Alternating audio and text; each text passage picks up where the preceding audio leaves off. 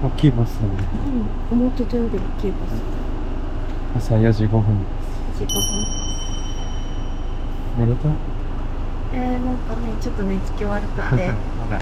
今起きる前にもなんかちょっと目が覚めちゃって、あ少々不安があります。不安。俺もちょっとちょいちょい起きたりしてた。知らない。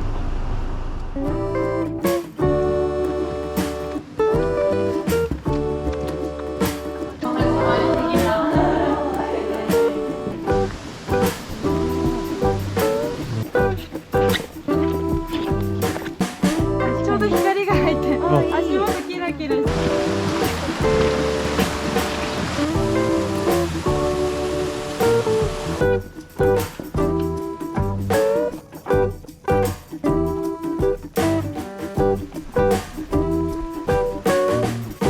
お疲れ様です。あれか。すごっ。あれか。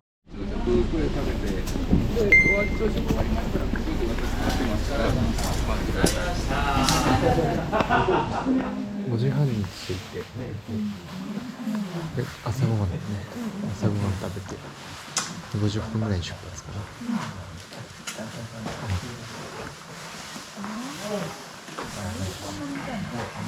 雨は止んだ。雨やんだね。足元見えね今こ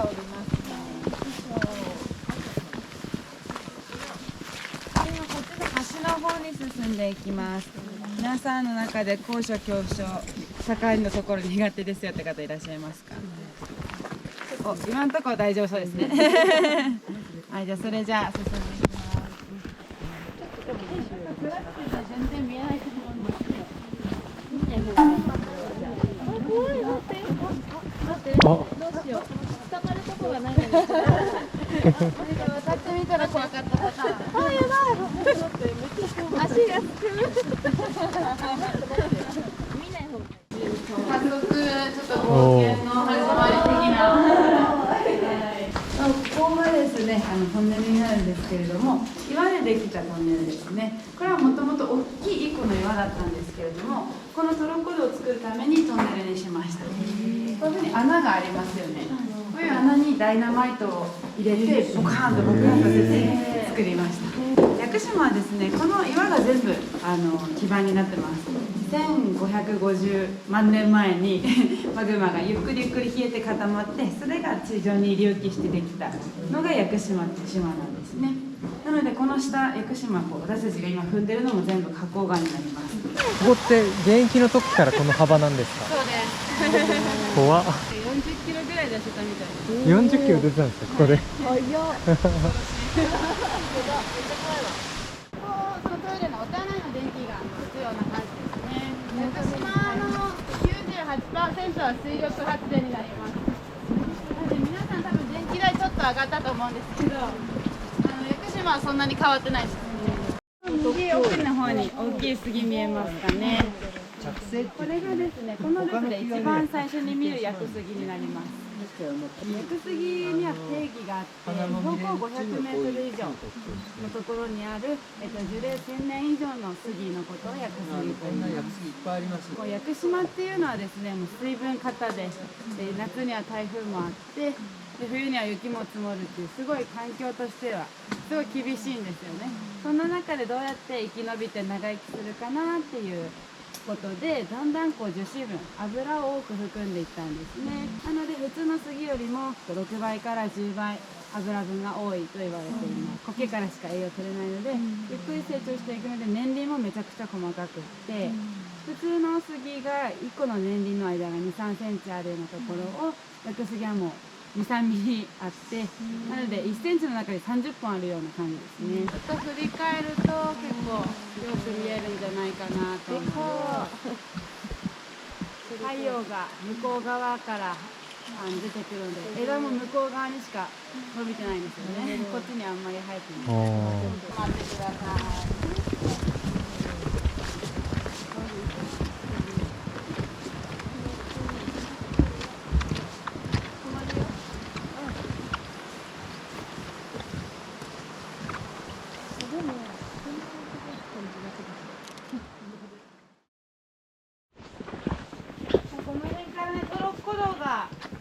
分かれてるかと思います。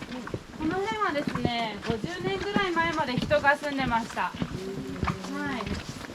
集落があった場所ですね。山に教師の師と書いて山師と呼ばれる、林業とか山の仕事に従事する人たちの家族が集落として住んでたような感じですね。はい、途中が左の方に進むと石塚集落という集落があって、右の方に進むと小杉谷集落という集落があります。昭和35年の最盛期にはですね、2つの集落合わせて540人もの人が住んでいました。はい、で小杉谷集落の方に進むとですね、小中学校の土地もあります。はい、そこは最盛期140人ぐらいの生徒さんがいたと言われております。今日はその小杉谷集落の方に進んでいきます。この小杉谷集落行くこの一番手前にですね、橋が大きい橋あります。そこもジブリファンにはたまらない景色が広がってますので。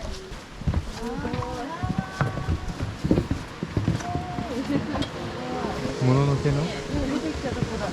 感じが。すごいな。おお。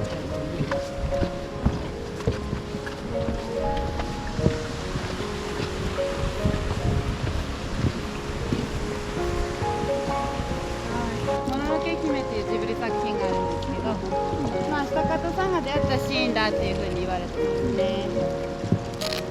我が名はアシタカとか言ってるところですね。現在地ですね、小中あって、この看板の後ろとかにはですね、郵便局とか商店とかあったり、皆さんの後ろ側の方とかには床屋さんがあったり、ちゃんと生活ができるようになってます。ちなみにこの右側にあるのがですね、屋久杉の輪切りになります。屋久杉はですね、外に年輪作っていくので、真ん中から腐敗していくんですよ。で大体1000年を超える屋久杉っていうのは空洞化されていってドーナツみたいな感じになるんですけど、これはもう2000年を超えても真ん中がちゃんときれいに残ってるので、記念として残されたものですね。昭和45年の集落が閉山する記念に作られました。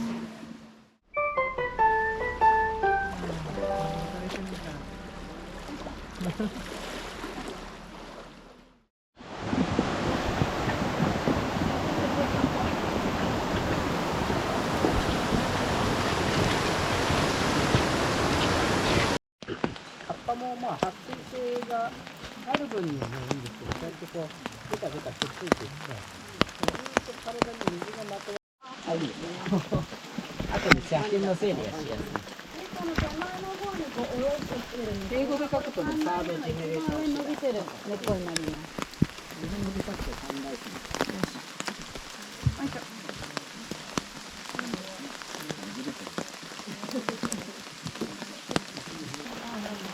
山道登るコツとしては、こういう斜めの木がめちゃくちゃ滑るんで、ここじゃなくてこう平らな場所に足を置く、または花崗岩を踏むっていうような感じになります。あとはですね、できるだけ小股で進むことですね。多少遠回りでも全く問題ないので、もう小股を意識して登ってください。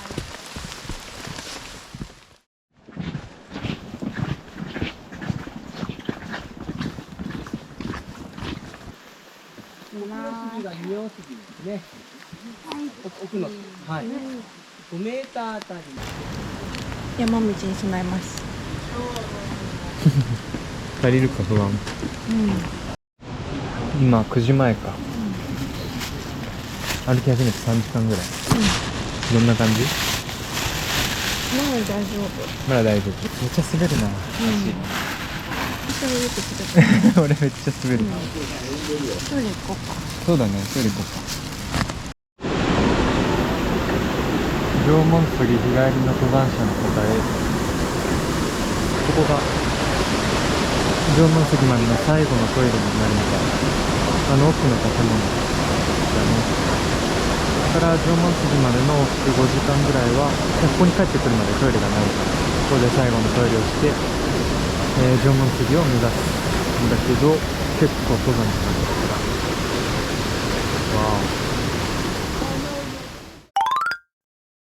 皆さんトロッコ道8.5 キロもう歩いてるので自信を持って歩いてください。はい、じゃあ出発していきます。こっから本番だって。でもウィルソンカウまで 600m。よう全然滑らんな。木の方が滑るね。登山だね。急に。13カブがここから30分ぐらいがったところにあるんですが、そこが12番です。12番までで一番そこがしんどいです。はい、そうクリアしました皆さん。はい。ここからはですね、結構上り下り繰り返しながら標高を上げていく感じになります。中村獅童さんはもうプライベートで何回か縄文杉登ってるみたいで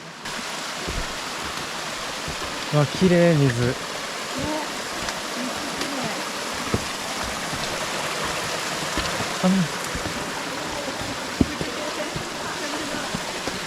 中から腐っていくとこういうふうに空洞化がします。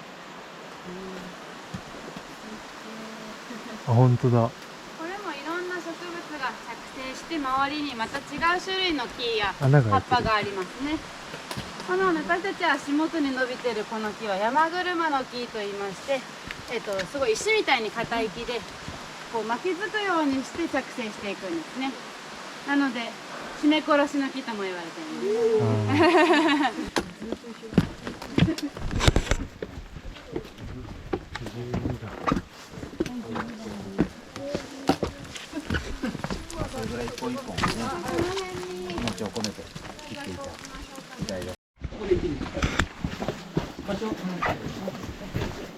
この2人が終わったら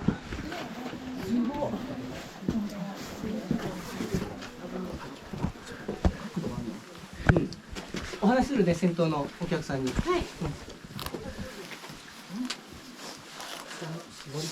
大きい株だな。液晶。本当だ。なんで？コツがある。三角形左膝縦に構えてシャッターを切る。三角形に左膝を入れる。もうちょっとバック、ちょいバック。そこに左膝を入れる。そう。きれいに入れて体の向き。はい。ちょっと立って。三角形に左膝を入れる。なるほど。そして液晶を見てシャッターを切る。そしたらバシャバシャ取ってこう。はい、こんな風なのが。でここからが1丁目の始まりっていう感じ。一丁目。よいしょ。すごっ。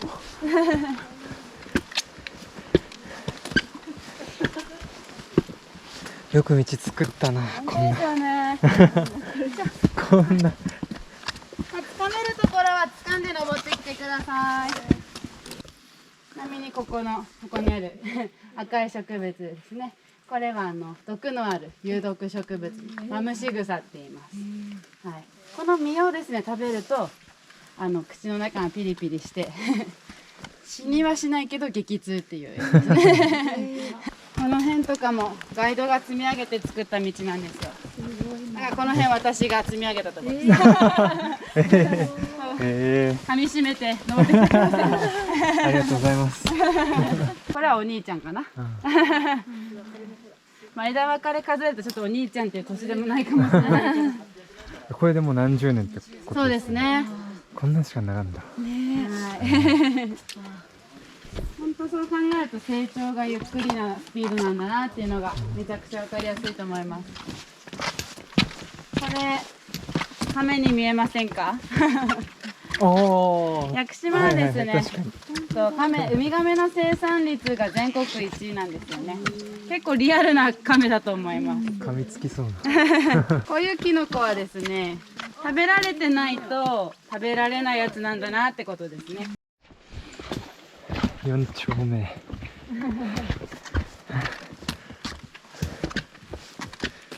でっか。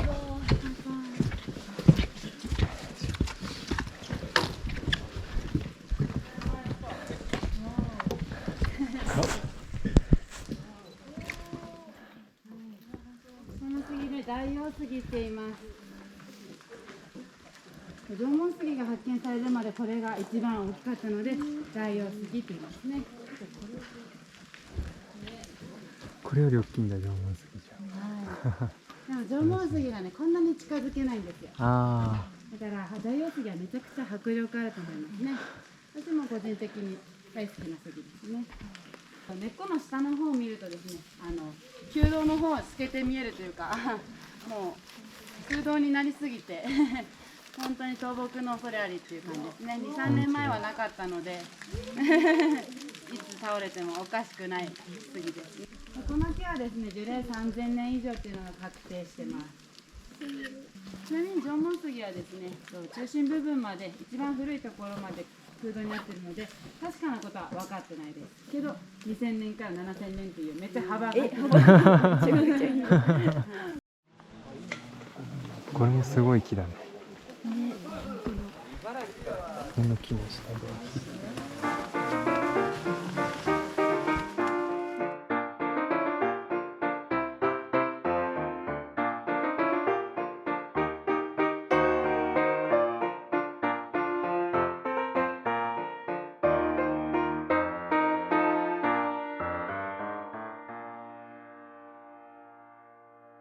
世界自然遺産地域に入ります。今まで違ったんですよ。国有林でした。はい、この、形がですね、屋久島の形になります。で、黄色い部分が、世界自然遺産地域ですね。で、この白い周りの部分、ここが私たち人間が住める場所というか、家建ててもいい場所になります。なので車文化なんですよ。こういう風に一歩通行できないので、全部こうぐるぐる回るしかないんですよね。はい。屋久島は車ないと生きていきますね。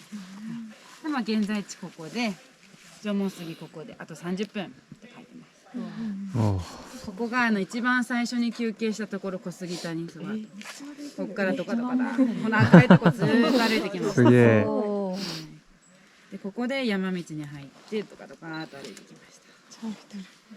現在地縄文杉まであと30分です。マジ？ね、すごいじゃん。ね、歩いたね。歩いてる。奥の方ですね、枝一本でつながってる杉があるかと思います。これが夫婦杉と言いますね。右側太い杉が旦那さん杉の2000歳の杉で、左側細い奥さん杉が1500歳になります。年の差なんと500歳差風でこ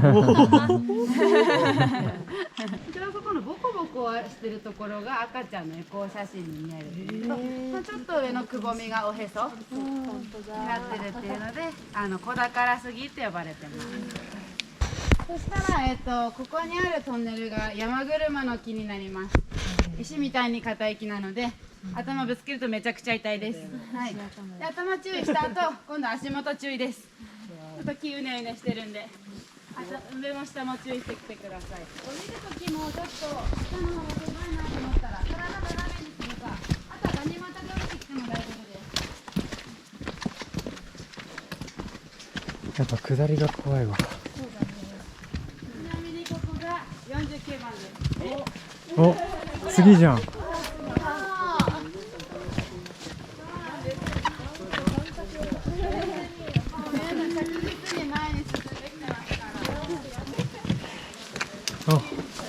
展望できた。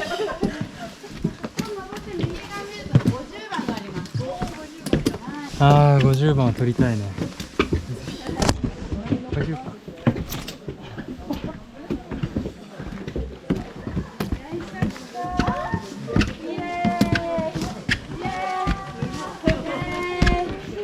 写真撮る邪魔にならないように。お疲れ様です。あれか。すごっ。こ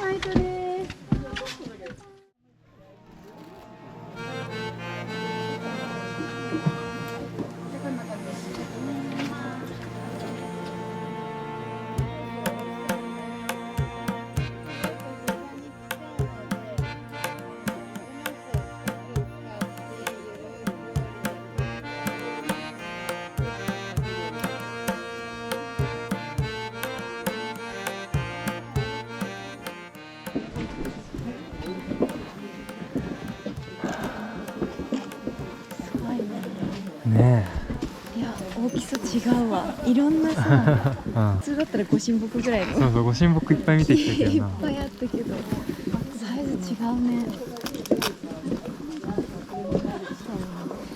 うん、サイズ違うわ、確かに。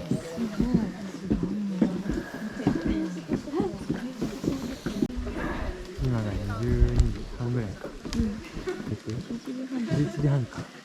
6時スタート。 6時スタート。うん。 5時間半。足のやばいかもね。下り大丈夫かまだ大丈夫そう。な。あ、ほんと。ね、下りの方が来るよな。よかった来れて。めっちゃ不安だった、運動不足だったから。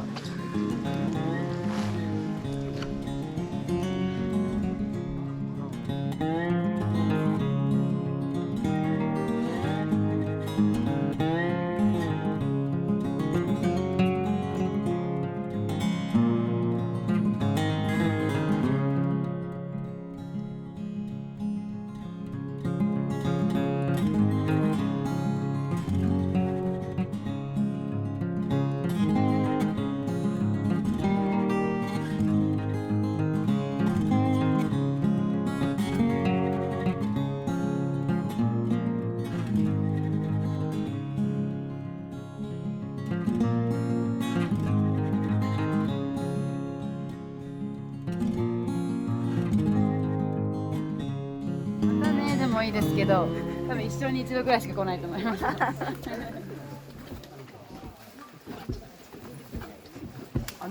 アップで撮った